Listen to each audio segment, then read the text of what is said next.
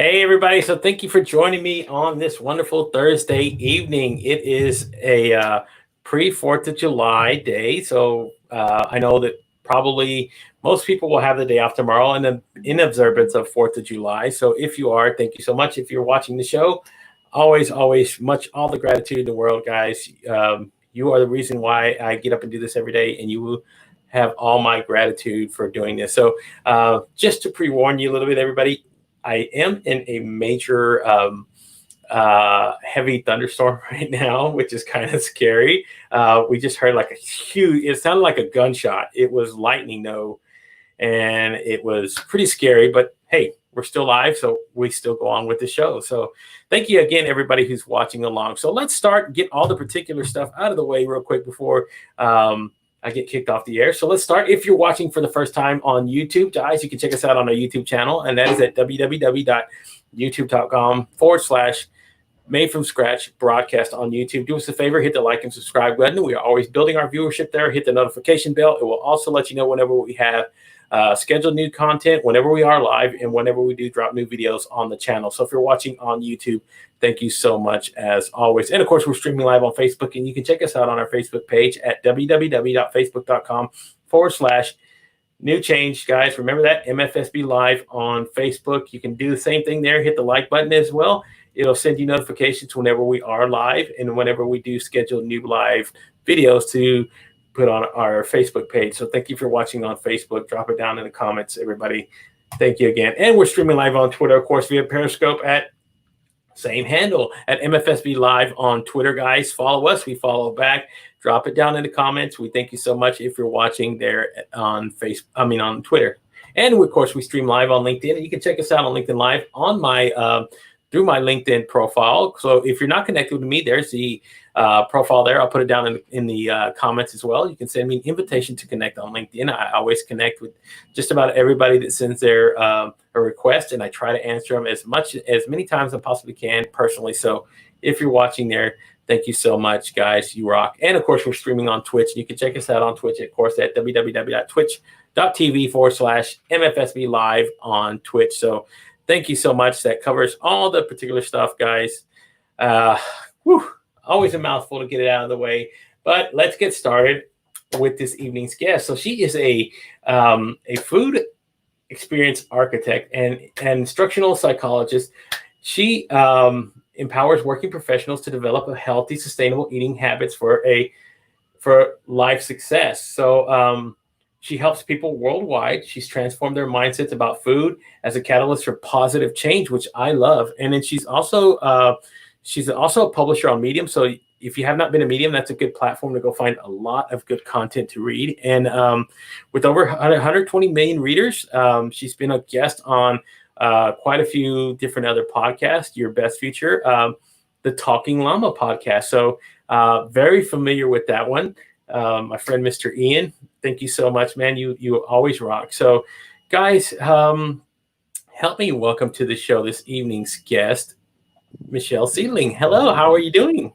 Excellent, Gabriel. Thank you so much for having me. I am so pumped. I've watched a lot of episodes. I am so pumped about your show. It rocks. If this is the first time for some people, hopefully that it won't be the last time. They'll be glued to the Facebook Live and all that with all your episodes. Yes, thank you so much. I appreciate that. And of course, as always, everybody who joins along and watches the show, always grateful for everybody who wants to take the time out of their evening and join me for hopefully an always impactful, good conversation. So, Michelle, why don't we start about a little bit how you got started with your career and how you landed in doing health and nutrition and helping out business people find a way to live a healthy lifestyle. Oh, well, it's been a whirlwind, literally a whirlwind around the world, doing a lot of different things. I started out as a nutrition and dietetics major back in college, and of course changed my major several times, as many college students do. Of course. But yet food was and health was always there. A lot of it was in a more personal way for a while, but while I did other career activities, but it was always a common theme. After college, I'm a military veteran. I served in the Army mainly with the communications and training fields. Loved working with so many different groups. I got to travel all over the country to other countries as well. And just really seeing, I think that's where the kind of the spark of learning hit, even but besides grade school and college. More that love of learning, that love of development, that love of really creating yourself essentially. So I did that for a number of years. After the military, I went back to graduate school. I got my master's was in training and development. My PhD was in instructional psychology, which is essentially the science of how people learn. And I love that because I loved, not only the hands-on developing the training, but really seeing like the light bulb come on in people, that aha moment. Exactly. When Yes. people just really catch on, they develop a love for whatever the subject matter is. Of course. And that after that, I served in the education field for several years at the university level, helping to develop training to really make students valuable once they graduate from their programs and so forth. And that kind of continued the learning process, the learning what I was able to give. But even I'll tell you, Gabriel, that even with all of that, there was something missing. I love the training, I love the focus, but something was missing. And I realize now that my food background coupled with the training was meant to be used, to be fused together, to really complement each other in a more personal way, in a more professional way. So that's why I decided to get more into the food and wellness more actively. And now I do a lot of coaching, both one-on-one with group trainings as well. I'm a speaker in many different with many different organizations.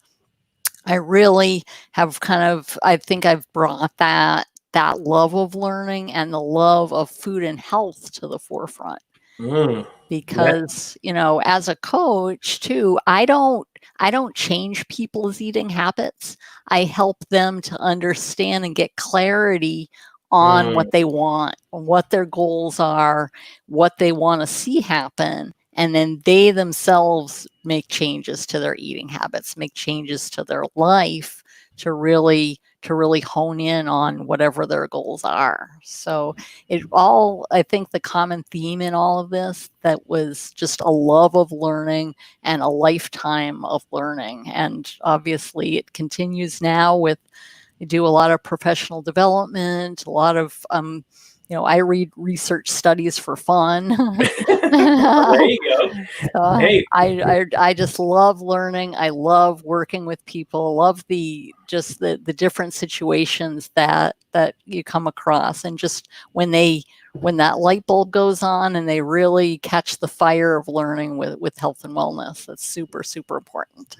Yeah, and it's so interesting that you married both of what you love into what you've created, and that's that's really commendable, because again, sometimes when you talk to, say, a nutritionist or somebody like that, they focus, yes, sometimes on the mental aspect, but not as much. It's more about the health and everything else. And I think sometimes both of those components are very important in changing eating habits and lifestyle changes and that sort of thing. So let me ask you, if a client came to you and kind of laid out his parameters as far as what these are my goals are, what kind of diet would you suggest is right for the person? Do you say it's just based off of Um, do you base it just solely off of what their goals are? Do you base it off of other things like budget, food likes, things that they're used to eating, or they want to, that they're looking to cut out because of, say, like a something like diabetes or something. Say, hey, I've gotten diabetes now. I want to change my eating habits. How would you construct a diet for somebody like that? I mean, it's always an interesting question, because my father died of diabetes, and I always wanted to, what would have been a really good thing for him to change in his life, because um, I think that was part of a lot of his problem. He just wasn't well informed. Absolutely. I am, Gabriel, I'm so sorry about Oh, it's with your okay. dad, and that's never a good situation. Dehydration. No, it's not. But the good news is that a lot of things can be prevented. A lot of things can't, but health is one thing that you can prioritize. And there's not necessarily, unless a client says, hey, I want to eat paleo, or I want to do vegan, or some other of the many hundreds of different diets out there. But I really kind of hone in more, instead of prescribing a certain, okay, you should eat go on this type of diet. I'm more interested in what their goals are, what the underlying why is. Not only, it's a really common thing is that people say, oh, my goal is to lose 20 pounds, or whatever the situation is. That's not the problem. It's a symptom of a larger problem of your eating habits and of your food perspective. So it's not a question of, prescribing or gravitating toward a certain diet. It's a question of, okay, what do you want to happen? Why are you doing that? And then what is your current situation? In almost every case, I have them really, if they're not doing so already, just, track, what are they doing right now? What are you eating?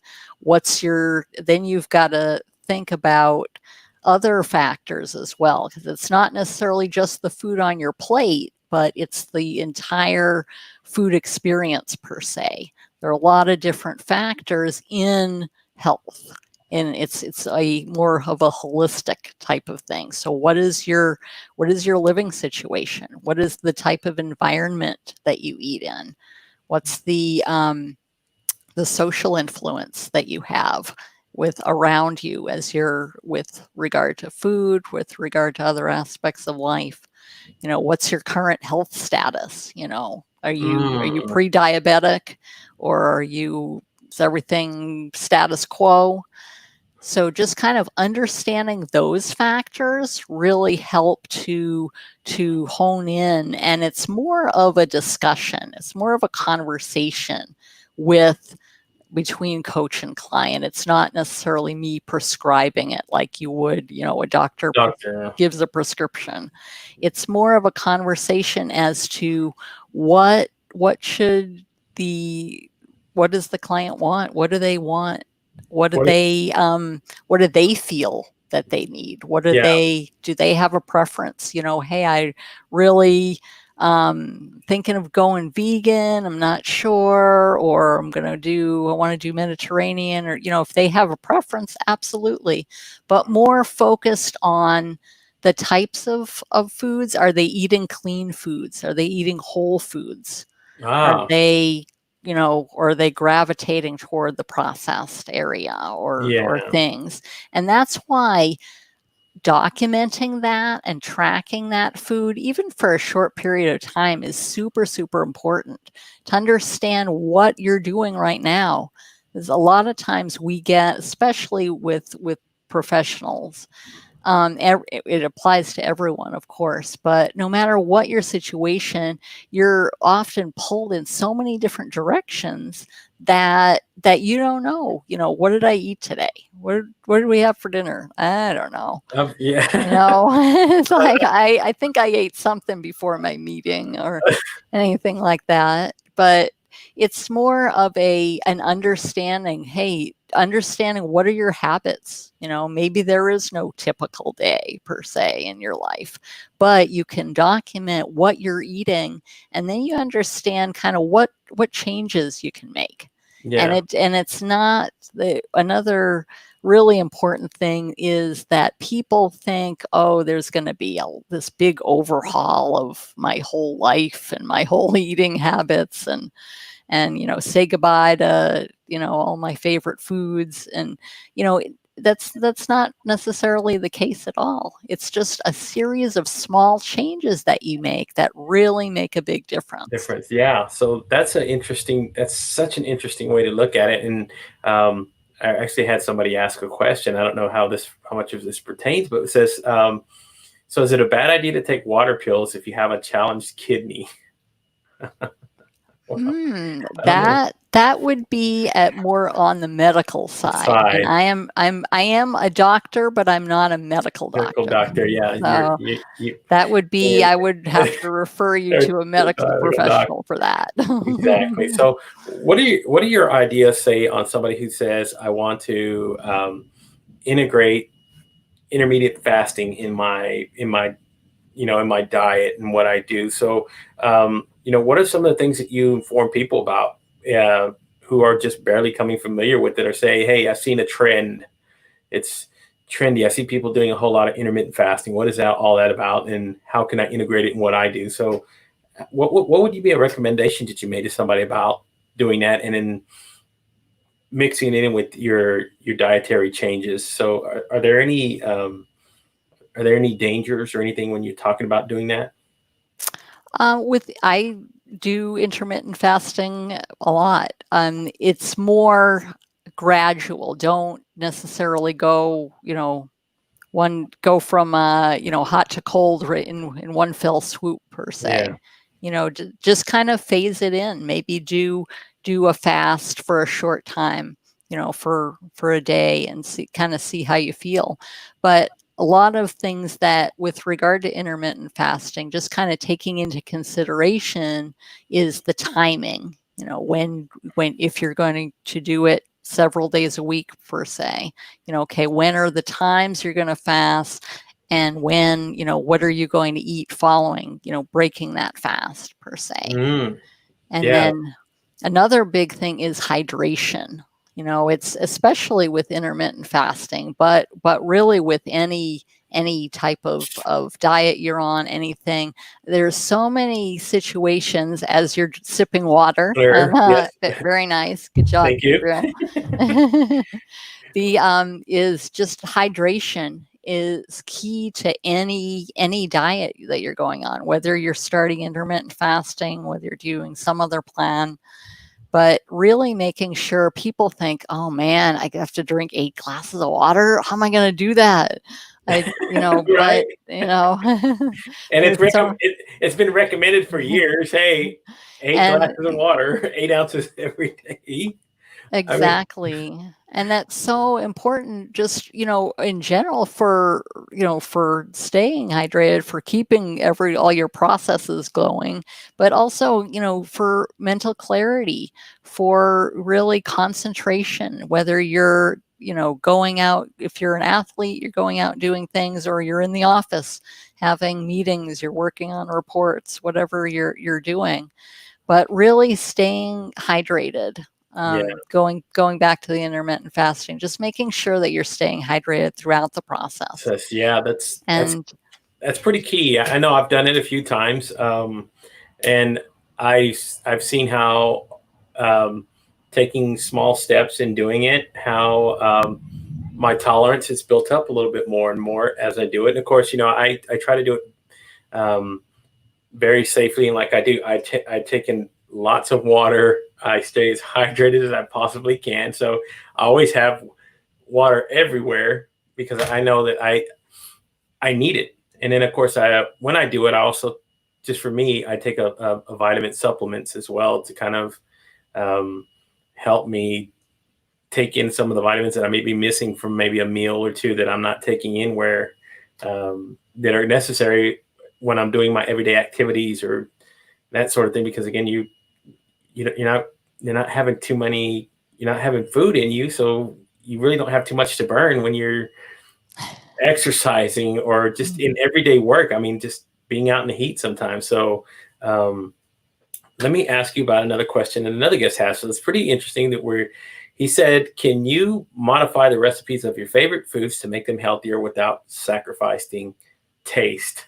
So Yes, it's a definite yes. And I do that all the time. If I find a great recipe, I think, okay, well, let's see, there calls for sugar in the salad dressing. I can omit that, or I can use something else.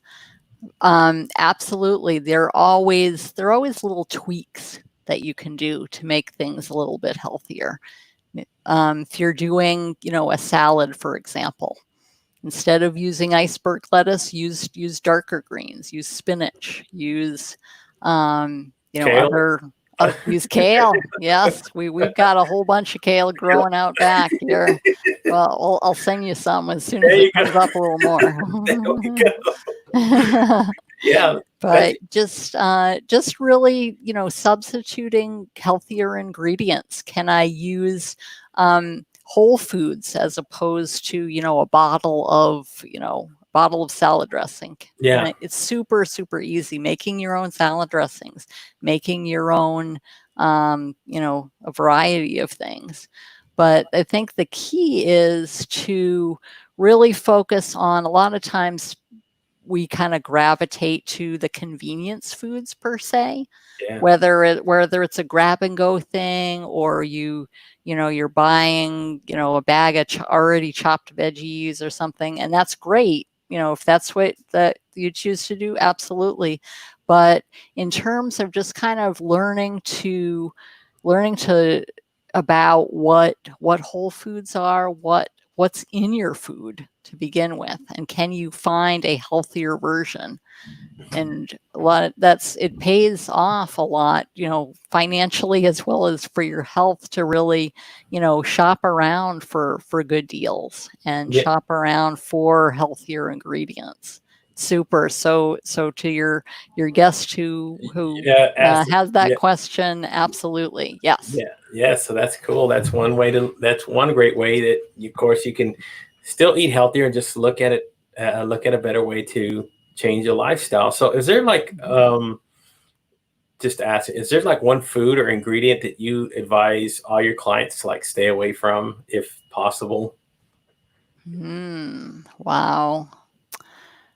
I mean, if I had to pick one, wow, you really forced my hand, Gabriel. I don't know. Okay, I would say just, limit refined sugar as much as you can. Hmm. So there are other ways of, sweetening things up per se.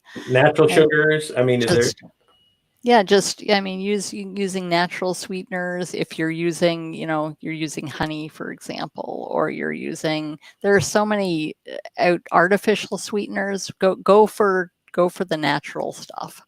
Yeah, It doesn't, and learn. A lot of times you can kind of spruce things up per se, by just adding other ingredients. Maybe you're adding in additional herbs or spices, or you're adding in, fresh orange juice to a salad dressing, yeah, something of that. A lot of these things have natural sweetness, natural sugar, as yeah. opposed to the refined Fine stuff. sugar. Yeah. So Great answer. That's a good way. So one of the things that we had talked about before, whenever we had our conversation, was about the stigma of everybody saying, "Well, it's hard to change my diet because it's really expensive to change." Right. So let's kind of address or it. the answer would be going like this. Yeah. Right. So, and you kind of told me whenever we had our initial conversation that a really good answer, and but I wanted to address it because I do hear that sometimes about, hey, I wanted to change my diet. We It's just going to be too expensive to go out there and overhaul everything that we eat because um, everything that's not good for us is what's cheap, and whatever whatever is really healthy or is natural whole foods, what we're talking about, is really expensive. But I think what you said was somewhere along the lines of saying, how can you not spend the money though? It's, it's what you're spending. It's, you're going to either pay for it now or pay for it later. I mean, Absolutely. you know, Yes. Yes, absolutely. Yes, I agree. You decide, do you want to spend the dollar at the doctor's office or do you want to spend it at there the we go. grocery store? But really, I think the starting point is more having a plan. There's often a lot of confusion between meal planning and food preparation. Meal planning is basically deciding what you're going to eat. It doesn't mean you're restricting yourself, okay, oh, I have to eat this on this day at this time. And no, it means, okay, thinking about over, if you were going to plan a week in advance, for example, okay, this coming week, here's our schedule. Here's, okay, what haven't we had in a while? Maybe that'd be good to make a nice quinoa salad or something of that nature. What is our schedule? What can we what meals are we going to be home for? What meals we have to take a smoothie to the office, for example, or something of that nature. Yeah. But thinking about that plan and putting together that list to begin with and having those ingredients on hand so that you're not so, last minute, stopping on the way home from work and picking up something versus, hey, I can put something in the crock pot in the morning and then come home to a nice dinner, later. So, and then Kenneth is talking about portion control. Is that another way to look at how you're consuming your calories? Is just controlling what you're eating? Yes, absolutely. Just kind of looking, I mean, good food is good food no matter how you look at it, but it doesn't mean it all needs to be on your plate at once.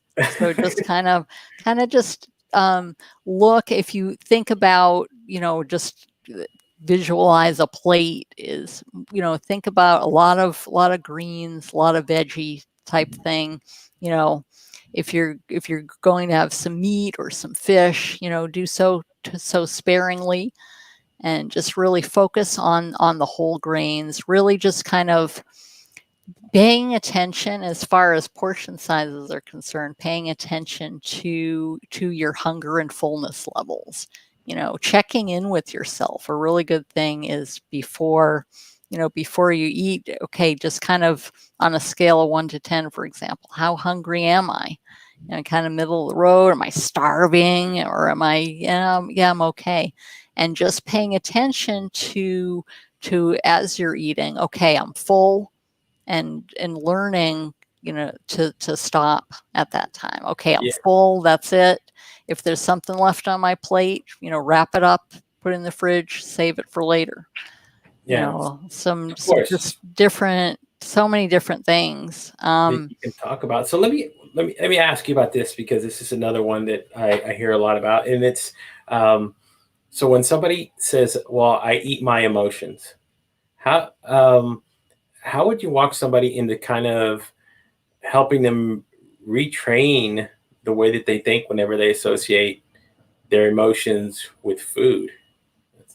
Sure, absolutely. And that's emotional eating is it's a big thing nowadays, just because, our stress levels are up for a variety of different reasons. But regardless, you've got, think about, why are you eating? Okay, if you're gravitating towards something, late at night or during a certain time of day, or does a certain situation trigger you to eat a certain thing? And that's kind of where we're tracking tracking your eating habits for even a short period of time helps you understand the pattern that's going on. And then you can say, okay, if I'm really tempted to eat, at night, so I'll say, okay, maybe work on the habit of, okay, after dinner, just kind of mentally tell yourself, okay, the kitchen's closed. keep yourself busy with other things. Maybe you're doing some work in the evening, Yeah. or doing, self-care or other things to kind of wind down from the day and get ready to retire for the evening. But Yeah. just kind of repositioning your thoughts and repositioning your focus away from food. So because food, we kind of gravitate toward it. It's there, it's available. But really finding the root cause of that situation makes all the difference, because it's not only you'll be able to develop that habit of not eating in a certain situation, but you'll be able to turn that habit into more of a more constructive one that's going to help you in the long run. Yeah. So and that's always something that I hear people always talk about, because how I caught myself eating a bag of chips wasn't even I was hungry. It was just the mental part of quote unquote boredom, and Mm-hmm. filling the time with, let me sit down and eat. That when it's not really what what you're not really hungry. You're just there going, I mentally I'm taking this bag of chips and I'm eating them, even though I don't really have a hunger and appetite. Because when you're hungry, your body tells you, right? You feel it.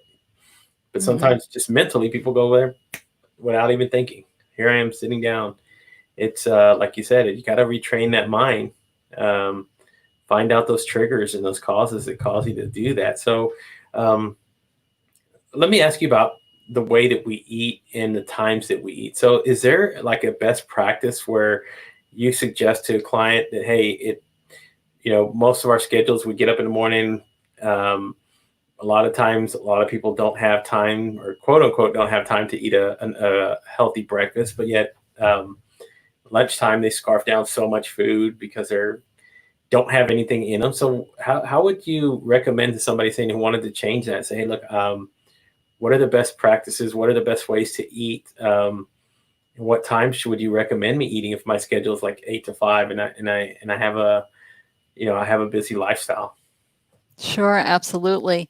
I mean, there is, in general, there are always, different eating habits that call for different routines, but in general, just keeping your body hydrated and filled. It doesn't mean you literally eat all day every day, but eating something every few hours, every 2 to 3 hours. If you're in a rush in the morning, you think, okay, you may not have time to physically sit at the table and, eat whatever your breakfast is, but you may have time to do a smoothie, put it in a container. There are so many different recipes for smoothies. Everything you can do the green smoothie. You can put anything you want in it almost. Okay, chocolate might not. You might want to save that for later, but a Oh little yeah, they're gonna be caramel like, in there. But she no, said she no. said you can put anything in.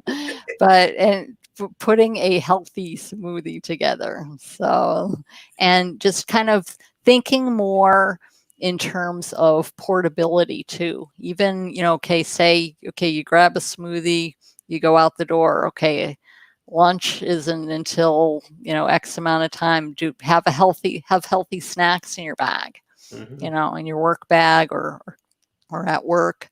Can be as simple as, a bag, a handful of nuts, for example. Excellent, good protein, good brain food, things like that. Um, lunch, pack a lunch, bring a lunch with you if you're going to work. If you're working from home, having a healthy lunch there, and just kind of having those things so that you have something to gravitate to. You have something healthy to gravitate Take to. two, yeah. And Instead so of just you're not going for the less than healthy choices, but exactly. having a protein source, whether Mhm. it's plant-based or not, staying hydrated throughout the day, whether that means bringing a water bottle with you to work, or having just keeping water with you regardless of where you're at, but really just staying hydrated and nourished through the day helps to curb those hunger levels. And then you're not getting to lunch, for example, or dinner, and you're starving and you just tend to overeat, and then you regret it, and then the cycle continues. But really just kind of focusing on a balance so that you keep your hunger levels in check, you keep your clarity with you, you're hydrated, and you have that energy to get through the day rather than consuming empty calories. Yeah. So how do you so if somebody wanted to say come up with a dietary plan for like say a kid who has special needs, right? What is it? Why is it slipping my mind? I just had it in my mind and now it's went away. They're like kids who can't eat gluten, right? Okay. Celiac. Yeah. Celiac. Yes. I had it on the top of my head and I couldn't get it out. I was thinking about it. So, how would you put together, like, say, a dietary plan for somebody like that who has to stay away from, who has to not has to stay away, but it's better for them to stay away from gluten altogether because it will affect them.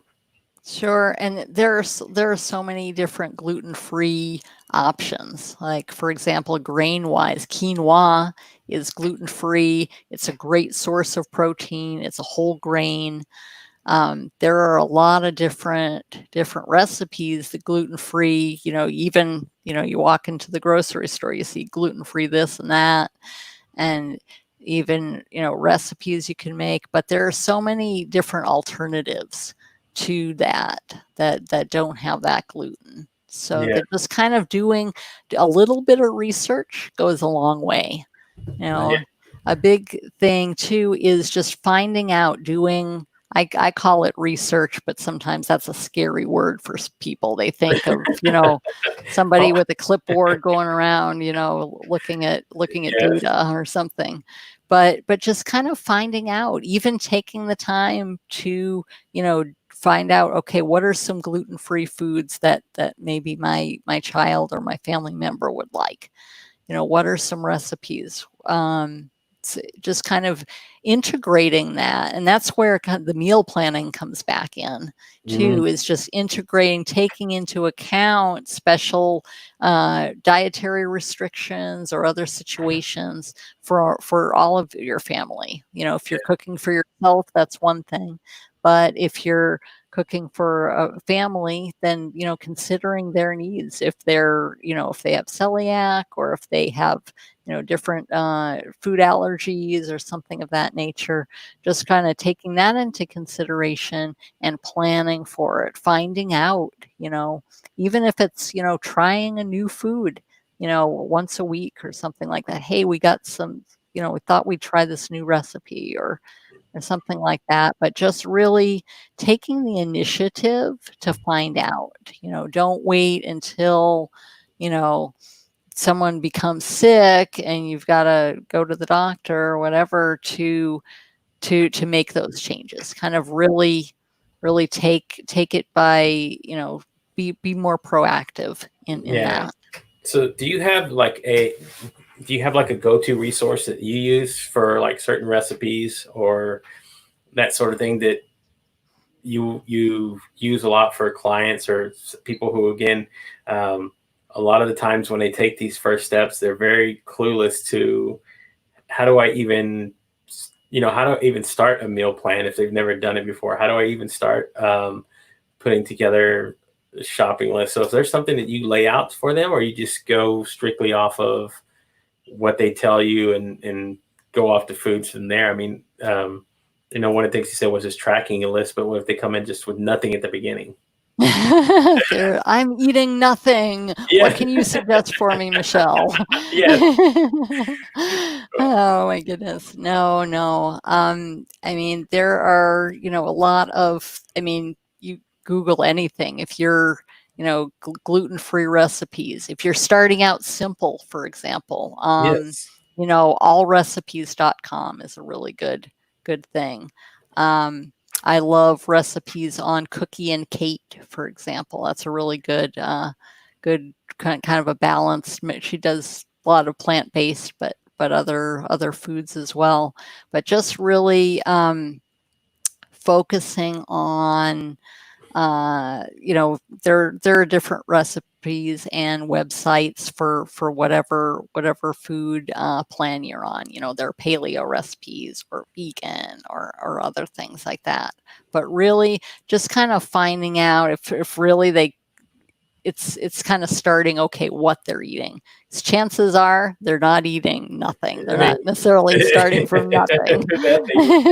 Okay, so just kind of even if they don't necessarily gravitate to a certain type of eating plan, just bringing in more whole foods, more unprocessed foods, and just starting them with simple recipes to really kind of phase it in, kind of encouraging them to try new foods, even just buy one food at the store that you haven't tried yet.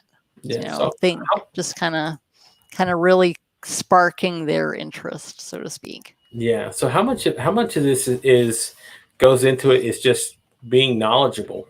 I mean, I because the only reason I say, because I've had friends that have no kind of clue what healthy eating is in the first place. I mean, it's always on the go, to go food, whatever, and then they think that just eating a salad is healthy. So how much do you teach of just learning the knowledge of what healthy foods are, and how you can integrate it a lot into your life to make it a really lifestyle change instead of just a dietary change? Sure, absolutely. And just kind of more introducing, what is clean eating? What does it mean whole foods, or, things of that nature? What does it mean, what does hydration mean? What do I have to do? It just kind of really kind of helping them understand those basic concepts, and just kind of building from there, okay, here's an example of a whole grain. Hey, let's maybe this week select something to try within, have at least one whole grain this week, or something of that nature. But really kind of helping them, starting wherever they are. If they're completely unfamiliar with whole foods and cooking with produce and things like that, just kind of helping them form that foundation. Yeah. So me a few more questions, and then I'll go to the last one. But have you had I want to say, who's probably been what has been one of the best things that you've learned by doing all this and helping other people change their lives by eating? I mean, learning how to eat healthier. What is the one thing you've taken away from it that's kind of helped you get a lot of perspective in your own life? I've learned just to be open with trying new things, because even with I eat healthy, things like that. Sometimes I tend to gravitate toward, okay, this is going to be a busy week. I'm going to go with what I know, rather than trying to look up some new recipe and things like that. But just kind of really expanding knowledge on, like we recently cooked a Russian meal with buckwheat. Oh, wow. So, and I learned so much about buckwheat, let me tell you. So, but just being, I think, even just opening my eyes to so many different food possibilities. I try to really be diverse in my eating habits, just different cuisines. I want to try these things, not only the food themselves, but just kind of look, okay, what's the history behind it? How did it come to be? What are some different combinations, things like that. So I think getting even, as healthy as I eat, but just kind of really extending myself even further to really trying more, even more different kind Yeah, kinds of kinds of just foods, kinds of cuisines, that type of thing. just being very open to whatever comes, right? I mean, that's how I live my life as well. I like to keep myself open to just about any idea, because you never know when you're going to discover something that goes, this is the best thing I've ever eaten. Um, Absolutely. My mom, for example, my mom for years she disliked kale. She said, "No, kale not for me." But it was only within the last, I think, year or two. She mentioned, during a phone conversation, "Well, you know what? I have really come to like kale. It's really, it was just, whatever type of recipe she used or something that really turned on her taste buds." So you never know. Just because you didn't like something X number of years ago doesn't mean you won't now, but just being open to learning. I think that's the main point, one of the main themes of this conversation is yeah, really being open to learning and trying new foods and really taking a proactive approach to your health. yeah, and that's very, very important, because again, we have in this country we have large obesity rates. It's very, very scary that that's a lot of the youth are heading that way, because we as parents are also uninformed, and we go to what's easier, the processed foods, the whole aspect of looking at it and go, okay, this um, well, they're young, they'll burn calories, blah blah blah. But I think at that point we're just training them to have these bad habits going into adulthood, and they think, okay, cool. So unless it's the same thing that I always try to teach my family about, is it all starts from the very beginning. I mean, same thing with financial health. It's you do the same thing. You got to learn the how everything operates. Same thing with your health. It's especially for me, because I've had a diabetes is run in my family, so it was a hereditary thing. But I always said I got to be proactive in making sure it doesn't happen to me, because it's happened to other family members. I've had other brothers that have it. My father died from it.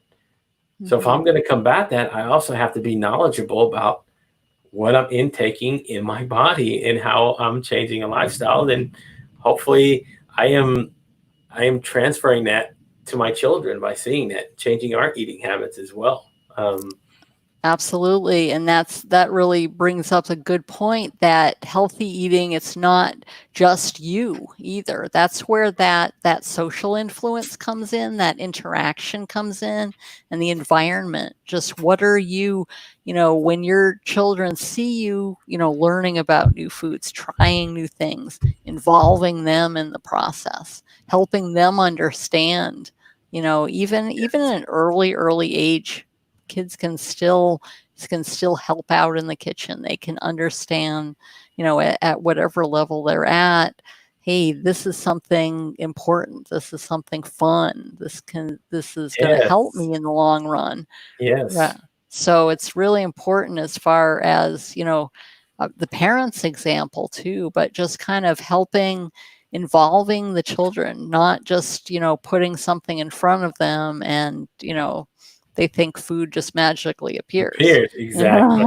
But just, Right, it comes out of a no. box, and there it is. I mean, that's a very hard stigma once you get down that road to change. So, all right, Michelle, this is the last question that I usually ask all my guests that come on the show. I've asked every guest since episode number 2, so I'm going to go ahead and pose it to you. Bit morbid sometimes, I tell people, but um, when the book is said and done on Michelle Seidling, what kind of legacy do you want to leave behind, and what do you want to be remembered for? Hmm. Okay, what does Michelle Seidling want to be remembered Remembered for? for, yes. Let's see. See? I would say to doing what I love in the service of others. I Mm. love learning. I love food and Oh, wellness. I love really teaching and training and really helping people to see that spark of motivation. So I want to Mm, be remembered for being able to motivate people, to really help them to look at their situation, to prioritize their health. Because if mm. they're not healthy, then they're not going to be able to serve in whatever capacity, supporting their family, taking care of family members with their career, other things. So just kind of really focused on learning, being Yeah. a lifelong learner with regard to health and the holistic nature of health. Just Yeah. really capturing, being remembered for kind of really capturing learning and really running with that spark and being able to kind of light the fire of learning within people. Yeah, that's wonderful. That's a wonderful thing to want to be remembered for. That's along the lines of what I do. I want to do the same thing. I want to leave that behind. That was what I spent my time, whatever time I have left on this planet, to help others, to be, like you said, in the service of others. Go out there and see how I can affect somebody's life. I mean, I love the fact that you're doing it through a necessity that we have to have, which is food, right? That's always pretty awesome. The only thing that would be another priority over that is air, but you can't. you, that'd be a hard one to kind of mess with. But we all have, because there's so much happens around food. I mean, we associate so many good things. We have good memories. We celebrate holidays around food. We celebrate um, birth, life, death around food. So it's a wonderful way to um, associate things with how you eat. I love the fact that you do that, and that's you know one of the biggest memories that I have was I know it's kind of in dark, was just the memory of how everybody came around when my father was passing away. Um, how we gathered around food and how it really brought people together. And I think it's something that we overlook all the time. But sitting down and breaking bread with somebody and just talking, it it's one of the fonder memories that I have of that experience. Just being able to do Absolutely. that. And that's kind of my role as a food experience architect, is helping people to create what I call positive food experiences. Just having that connection to food, like you had the example with your dad, and basically really understanding the connection between what you're consuming and your life, what's going on in your life, really helping to understand the importance of holistics, of, it's not only the food, but it's your health situation, it's your environment, it's Yes. your level of, your level of cooking skills, it's your goals, it's your motivations, it's the relationships around you with family members or work colleagues or anything like that. But really just understanding that and making those connections between what you're consuming and the gas mileage, essentially, that you're Yeah. getting out of it.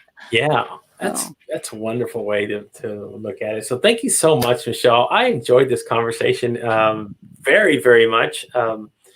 Very informative. A lot of things to for people to take away from this. And guys, if you have the opportunity, go check out her website, and you can see it right down below at www.foodexperienceunplugged.com. Uh, Go there, and you can connect with Michelle. And what are some of the other channels that people can reach out to you if they want to find you?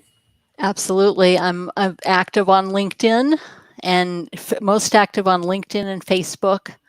I would suggest go there. Definitely go to the website. There are a lot of free resources. I encourage people to sign up for some free resources, including there's a food and wellness checklist, among other things, There that you they go. can really have a good start to healthier eating.